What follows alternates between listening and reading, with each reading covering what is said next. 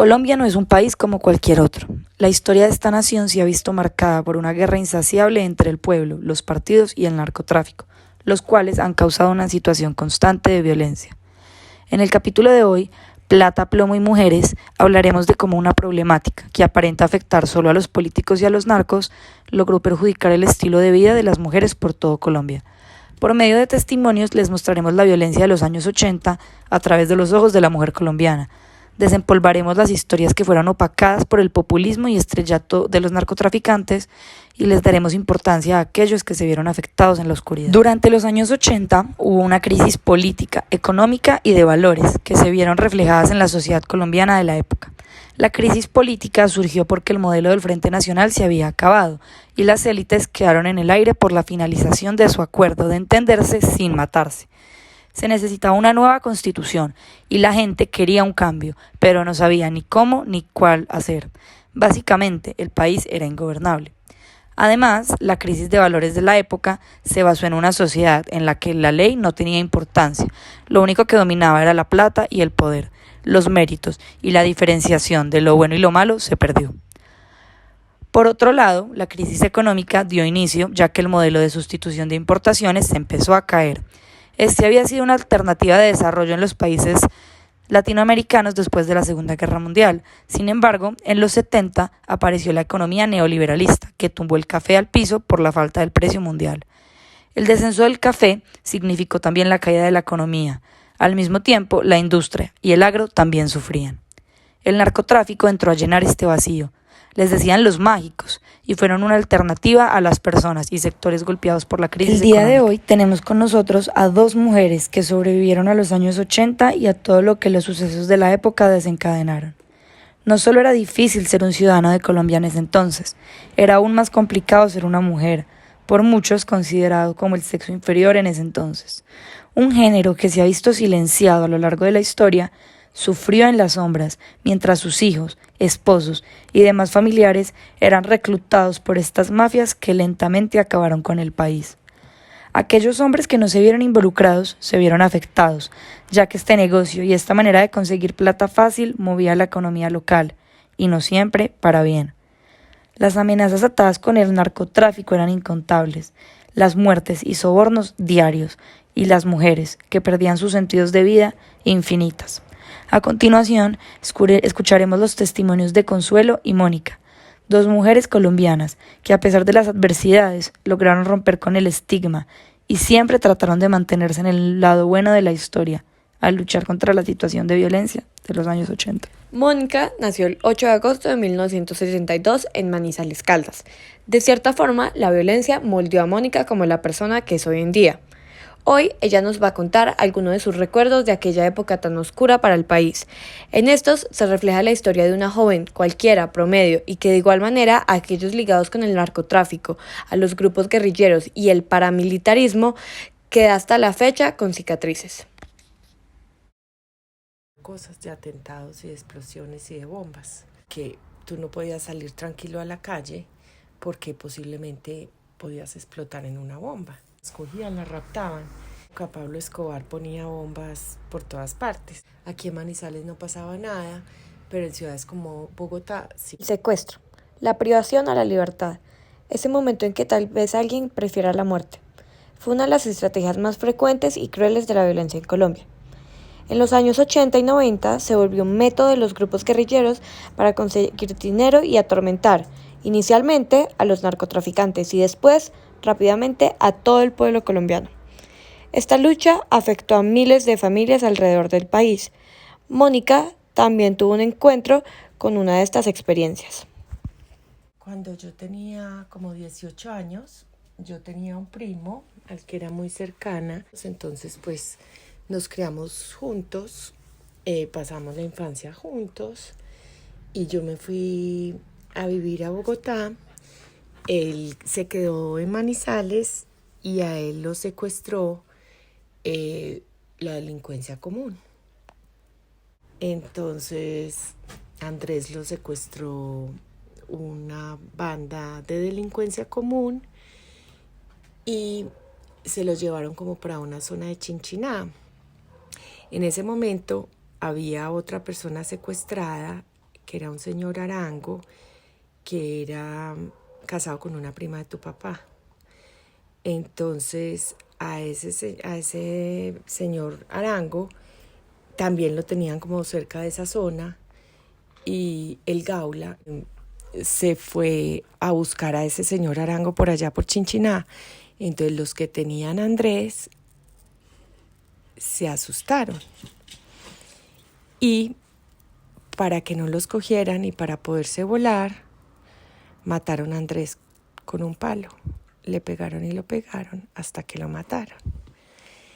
Entonces, pues llamaron a la familia, el Gaula lo encontró y a mi papá le tocó ir a recoger el cuerpo de Andrés. Mónica, que para ese entonces era una estudiante cualquiera en Bogotá, también se vio envuelta en los secuestros de la época. Hasta el día de hoy, Mónica toca el tema con melancolía y dolor. De cierta forma, los colombianos perdieron las barreras morales y la sangre se volvió algo del día a día. Esta historia, aunque pareciera ser algo sacado de una película, en realidad refleja solo una anécdota más de estos años tan oscuros para los colombianos. Por otro lado, la perspectiva femenina del país se ve reflejada a través de Consuelo Palau, mujer que vivía en el epicentro de la mafia, mientras se veía afectada por la violencia desde que nació. 1946 fue el año en el que Consuelo llegó al mundo, momento en el que la primera violencia se estaba desarrollando, de la misma manera en la que esta afectaba la infancia de la mujer. Nací en Cartago en el año 46. Me tocó desde que nací, en los primeros años, la violencia en el Valle del Cauca, en la zona de Cartago y Tuluá, con el famoso Cóndor. Nos fuimos a vivir en el año 53 al Tolima, a Ibagué. Nos tocó vivir la época de la violencia también de los bandoleros famosos en esa época, como era Desquite, Sangre Negra, Chispas y otros más. Azotaban la región del centro del Tolima y Chaparral, colindando con el Valle del Cauca. Fue una época muy difícil, atracaban, asaltaban, mataban. Era una banda sin ley, sin Dios, sin nada.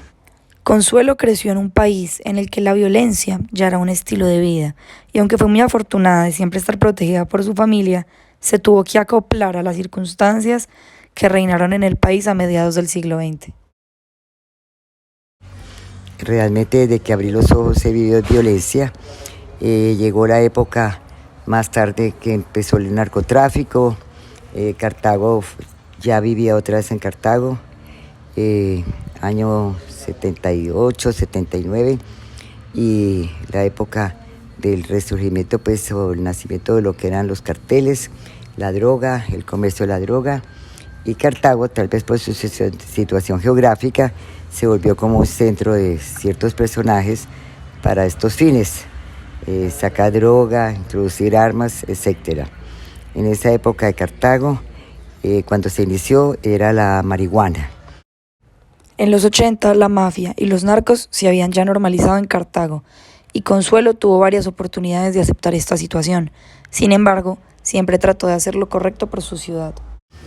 Y se volvió como un desafío, entonces ya empezar a que Cartago fuera mejor. Formé parte de varios grupos, trabajar por el aeropuerto, saqué con una amiga que tuve muchos años, pues una amistad que peleamos como los primeros ideales, un periódico que se llamaba Mariscal, y fue cuando empezó pues la época de la droga, y denunciábamos y decíamos pues de cómo se vendía la gente a los mafiosos, que criticábamos mucho, que con la plata mucha gente buena de Cartago pues abrió las puertas a prácticamente los mafiosos, y ahí empezó la pelea. La pelea continuó, y al Consuelo ser una mujer bastante influencial en su ciudad, tuvo que luchar más que nadie en contra de la manera en la que las drogas se apoderaban de la ciudad del norte del Valle. La cosa, porque ya llegaron, ya empezó lo de la coca, ya más fuertes, y fue la época en que llegó Rasguño, ¿cómo era que llama? Bueno, ya se me han escapado ya, pero fue una época también muy temible. Pero en medio de todo, lo más irónico era que en esa época en Cartago se veía muy sabroso, porque el ladrón que aparecía, el ladrón que desaparecía, todo así. Entonces era, según lo que sabía uno de esa época, si uno tenía un problema, yo iba y se lo comentaba, digamos, a Rasguño, y si estaba en manos de él, él solucionaba. O sea, no recorrían a la justicia, sino a Rasguño. El orden era impresionante.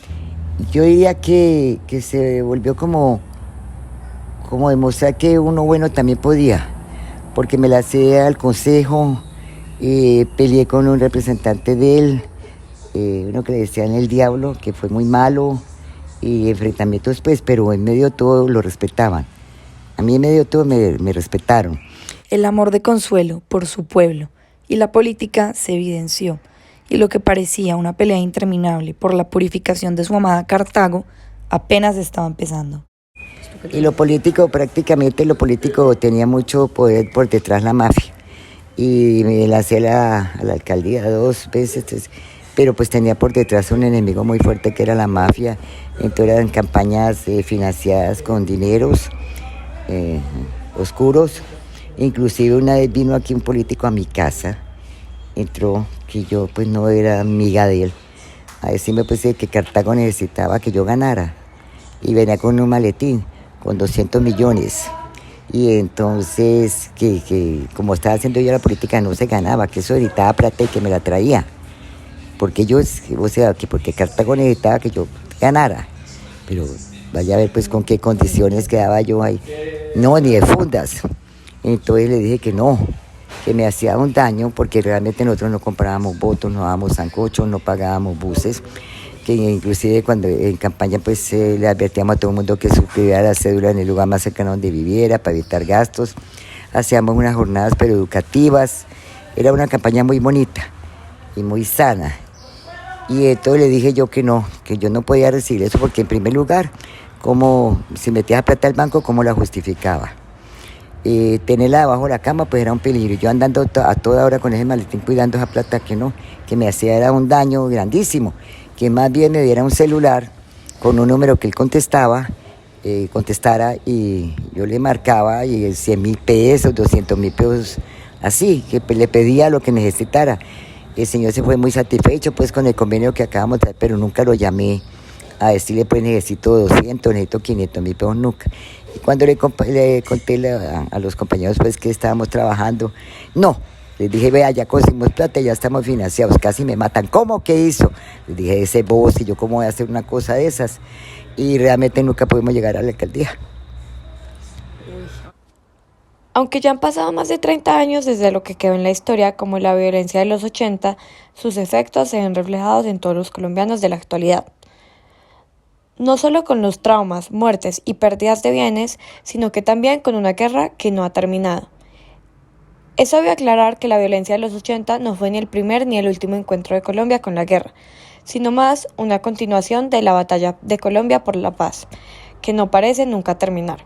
Fue solo en 2016 que se clausuró el más reciente tratado de paz en Colombia, pero eso no significa que la paz sea verdadera. Son precisamente las guerrillas, los carteles, los grupos paramilitares, las bandas criminales y los narcotraficantes de los 80 que hicieron a Colombia un campo de batalla y los que siguen fomentando el conflicto en la actualidad.